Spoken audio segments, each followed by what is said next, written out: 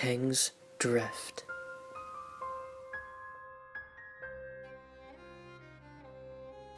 It was an overcast and dull Saturday afternoon when I was attacked. I was 12 years old at the time, and despite the threat of rain, we took to the streets as my friends usually did at the weekends. The neighbourhood always seemed safe, and looking back, it was a wonderful place to grow up, living in the vibrant shadow of the city centre, only a 15-minute train journey away, while the parks and quiet streets of our suburb on the outskirts of that urban madness provided plenty of places to explore. That day, it was my two friends, Andy and Stuart, who had knocked on my door, asking if I wanted to head out for a while on our bikes. Both of them lived in the same street as me, and for that reason, we had been thick as thieves since we were toddlers. We took to the pavements at first plain sight of our parents, before turning a corner and showing off to one another on the roads, pulling wheelies and unimpressive bunny hops, as most kids that age often do. I say most kids. I was pretty timid at the time, and while I loved hanging out with my friends, I never had the same sense of abandonment or recklessness which they thrived on. They would quite happily bomb down the highest, steepest hills we knew of without a care in the world, where I would stutter behind, scuffing my feet on the ground to slow my own descent.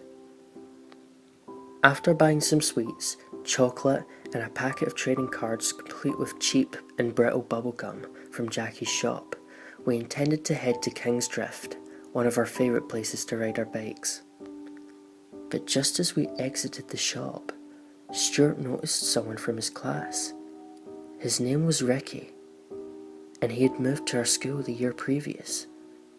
We didn't know him all that well, but we had hung about with him once or twice before. Stuart walked over and struck up a conversation with him for a few minutes before coming back over and picking up his bike. We turned to leave, but there was something that bothered me about that boy Ricky. He seemed lost somehow. Stuart said that he was waiting on his mother coming out of the shop, but I could see that look in his eyes, something which I'm sure I wore many times before myself. It simply said, "I want to hang around with you guys." We all got on our bikes, and just as we left, I shouted over to him, "Ricky, do you know King's Drift?"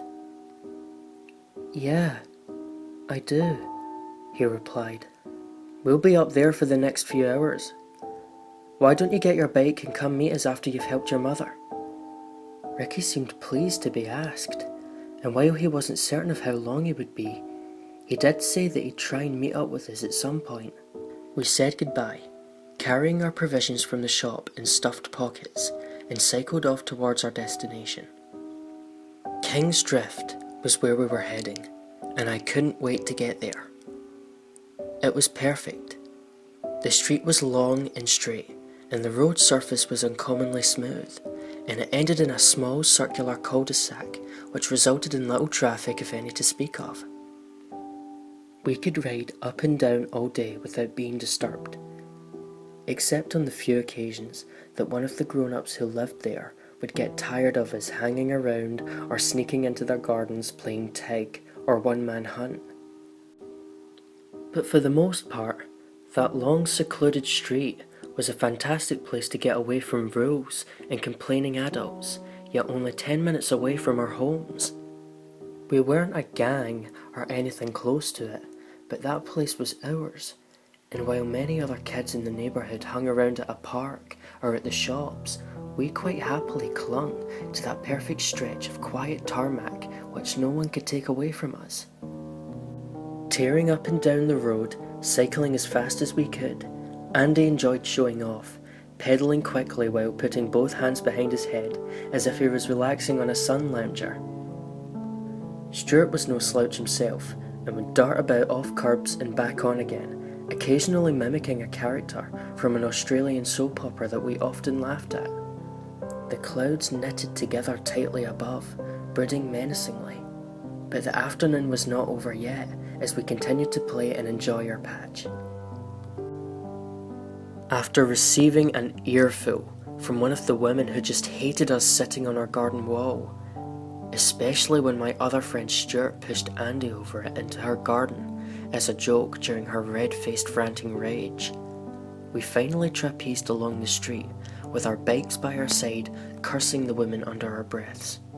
A loud crash bellowed from the clouds above, and the haze smell of ozone climbed up through the air. When I was a kid, thunderstorms always held a real fascination for me, and to this day, they still do. But no matter how much I understand why it happens, when the sky opens up and a torrid torrential downpour threatens to drown all around, it still seems surreal to me. Almost unearthly. The rain streamed down in thick sheets, and within a minute, a thin layer of water began to flow along the street into the drains on either side. The complaining woman ran indoors quickly, her anger at us soon replaced by a desire to avoid being drenched. The noise of millions of raindrops smashing on the parked cars and concrete below became deafening as we were instantly soaked to the bone. It was clear that the day was over, and while Andy seemed keen to stay and pull a variety of skidding stunts in the water, Stuart just laughed, challenging us both to a race home. Off he sped, at a rate I could never hope to equal. The water was spraying out from under his wheels. Andy followed instantly, damn sure that he wouldn't be beaten. The crescendo of thumping water was now deafening, and as both my friends pulled away into the distance, I clumsily climbed aboard my bike and pedalled as fast as I could. With each panting breath, the rain fell harder until it streamed at such a rate down my face that I could barely see ahead. I shivered in the increasing cold, and as I continued on, I could no longer tell if my friends were near or far. I cannot explain the feeling I had at that moment. Perhaps it is hindsight which had bound it to that memory. But there, in that horrid downpour, I felt isolated. Everyone with any sense would have ran for cover and locked themselves away happily inside their houses, and at the speed my friends had darted away, I was sure by now they must have left the street or have reached its end at least. An intense feeling of fear drove me on, because for me, King's Drift may have appeared remote, isolated in the blinding rain, but it did not feel empty. In my panic, my wild pedaling shook the bike from side to side, and just as I lifted one hand from the handlebars to wipe the rain from my eyes, something walked out from between the two parked cars right in front of me. I swerved, squeaked the brakes, and as the bike screeched to a halt, I was thrown forward, tumbling into the ground, smashing my face and jaw on the road surface in the process. The rain poured into my mouth, carrying with it the metallic taste of my own blood. I let out a cry as I reached up with my tongue, to feel nothing but exposed gum and broken shards of teeth that were surely sprayed across the ground. My injuries left me confused and disorientated, but as I screamed for my friends, it became clear that no one could hear me over the immense roar of the rain. Then the sky darkened, and that strange, alarming sensation that I was not alone proved correct. Someone was standing over me. A combination of tears, blood, and rain stung my eyes, and while I couldn't make out his face, I could tell it was a man. He was broad and stocky, wearing denims and a dark brown coat, and while he wasn't exceptionally tall, his rain-battered frame gave the impression of immense strength. Despite the pain, despite the shock at losing teeth and cracking my head open, every fibre of my being told me to run, to get away. But I couldn't. With the first movement of my leg, the man pressed his foot down on top of my knee with such force that bursts of excruciating pain shot up through my body, my screams of both agony and terror drowned out by the still falling torrential rain. Why was he doing this to me? A grown man. He leaned over and grabbed my bleeding head by the hair, yanking forcefully upwards. No one can know the feeling of an adult exerting their full strength upon a child unless you have been through it. The fear, the utter helplessness, the feeling of resentment and betrayal at a person who should protect but instead harms and hurts.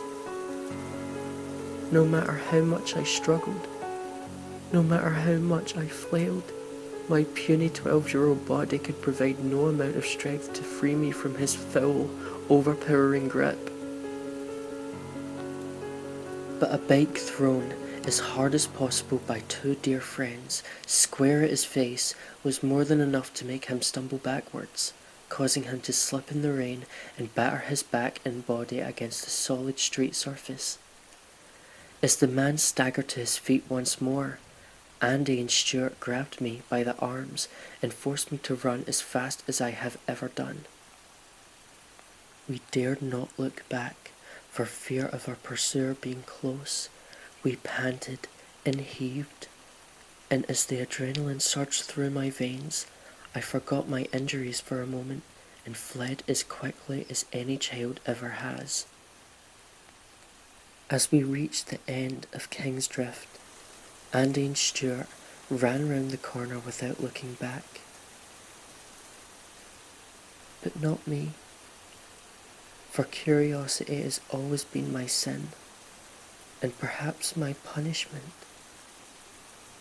The rain calmed at that moment, easing off to nothing but the most subtle of droplets, and as I squinted through the blood and tears, I saw at the end of the road the brutal figure of the man who had attacked me, disappearing forever out of sight, with the blooded, motionless body of poor Ricky over his shoulder.